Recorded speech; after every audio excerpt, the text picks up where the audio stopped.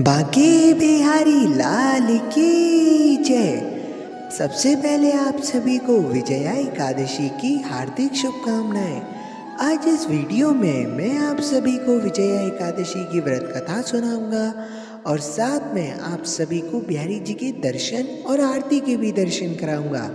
तो आप सभी इस वीडियो को पूरा देखें और बिहारी जी के दर्शनों के साथ साथ व्रत कथा को भी सुने। कुंज बिहारी श्री हरिदास, श्यामा प्यारी कुंज बिहारी, जय जय श्री हरिदास दुलारी। व्रत कथा को सुनने से पहले आप सभी लोग बिहारी जी के दर्शन कीजिए और बिहारी जी के मानसिक रूप से प्रणाम कीजिए और बिहारी जी के श्री चरणों में हाजिरी लगाकर बिहारी जी का आशीर्वाद प्राप्त कीजिए।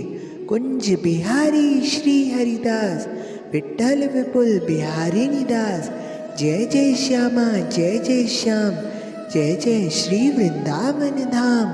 रटे जा राधे का नाम, तभी मिलेंगे श्यामा श्याम। फागुन मास के कृष्ण पक्ष की एकादशी को विजया एकादशी कहते हैं। इस व्रत को करने से विजय की प्राप्ति होती है। इस दिन भगवान विष्णु की पूजा करते हैं और व्रत कथा का श्रवण किया जाता है। इस व्रत कथा का श्रवण करने या पढ़ने से सभी पाप नष्ट हो जाते हैं और उसे वाजपेयी यज्ञ का फल प्राप्त होता है। एक बार धर्मराज युधिष्ठिर ने भगवान श्री कृष्ण से विजया एकादशी के व्रत और उसकी विधि के बारे में पूछा था।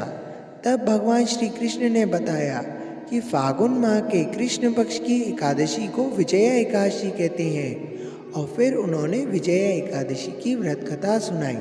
श्री कृष्ण ने कहा कि एक बार नारद जी ने अपने पिता ब्रह्मा जी से फागुन माह के कृष्ण पक्ष की एकादशी के बारे में पूछा तो ब्रह्मा जी ने कहा कि उन्होंने कभी भी इस व्रत के विधान को किसी से नहीं कहा। विजया एकादशी व्रत सभी पापों को नाश करती है और मनुष्य को विजय प्रदान करती है। ब्रह्मा जी कहने लगे, जब त्रेता युग में मर्यादा पुरुषोत्तम श्री रामचंद्र जी को 14 वर्ष का वनवास हो गया था, तब वे श्री लक्ष्मण और माता सीता सहित पंचवटी में निवास करने लगे। वहाँ पर दुष्ट रावण ने जब सीता जी का हरण किया, तब इस समाचार से श्री रामचंद्र और लक्ष्मण अत्यंत व्याकुल हुए और सीता जी की खोज में चल दिए। घूमते घूमते जब वे मरणासन जटायु के पास पहुँचे तो जटायु उन्हें सीता जी का वृतांत सुनाकर स्वर्गलोक चला गया। कुछ आगे जाकर उनकी सुग्रीव से मित्रता हुई और बाली का वध किया। हनुमान जी ने लंका में जाकर सीता जी का पता लगाया और उनने सुग्रीव और रामचंद्र जी की मित्रता का वर्णन किया। वहाँ से लौटकर हनुमान जी ने भगवान राम के पास आकर सब समाचार कहे। श्री रामचंद्र जी ने वानर सेना सहित सुग्रीव की संपत्ति से लंका को प्रस्थान किया। जब श्री रामचंद्र जी समुद्र के किनारे पहुँचे तब उन्होंने मगरमच्छ आदि से युक्त इस अगाध समुद्र को देखकर लक्ष्मण से कहा कि हे लक्ष्मण, इस समुद्र को हम किस प्रकार पार करेंगे। तब श्री लक्ष्मण ने कहा कि हे पुराण पुरुषोत्तम, आप आदि पुरुष हैं, आप सब जानते हैं। यहाँ से आधा योजन दूर बगदालभ्य नाम के मुनि रहते हैं। आप उनके पास जाकर इसका उपाय पूछिए। लक्ष्मण जी के इस प्रकार के वचन सुनकर श्री रामचंद्र वगदालभ्य ऋषि के पास गए और उन्हें प्रणाम करके बैठ गए। मुनि ने भी उन्हें मनुष्य रूप धारण किए हुए पुराण पुरुषोत्तम समझकर उनसे पूछा, हे राम, आपका आना कैसे हुआ। श्री रामचंद्र कहने लगे, हे महर्षि, मैं अपनी सेना सहित यहाँ आया हूँ और राक्षसों को जीतने के लिए लंका जा रहा हूँ। आप कृपा करके मुझे समुद्र को पार करने का कोई उपाय बताइए। मैं इसी कारण आपके पास आया हूँ।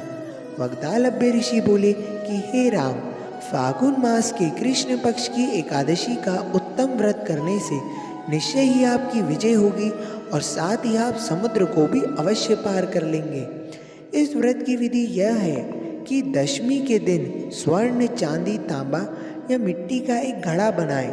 उस घड़े को जल से भरकर तथा पंच पल्लव रख वेदिका पर स्थापित करें।